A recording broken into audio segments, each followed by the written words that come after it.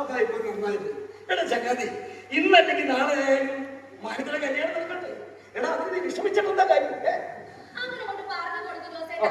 കുറെ ദിവസമായി ഈ സഹോദരങ്ങൾ തുടങ്ങിയിട്ട് ചക്കര വാക്കും പറഞ്ഞ് പാട്ടുകളും പാടി കൊതിപ്പിച്ച് എന്നെ ചാട്ടുള്ള മിന്നുകൊണ്ട് പോർത്തില്ലല്ലോ മനുഷ്യ.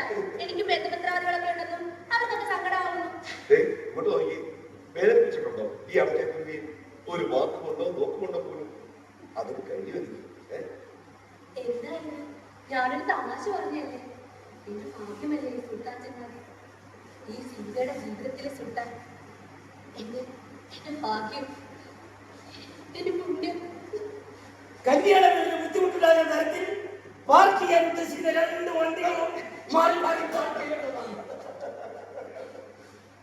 ഒരു വല്ലാത്ത കൊണ്ടു പോവുക നിങ്ങളുടെ ജീവിതത്തിൽ.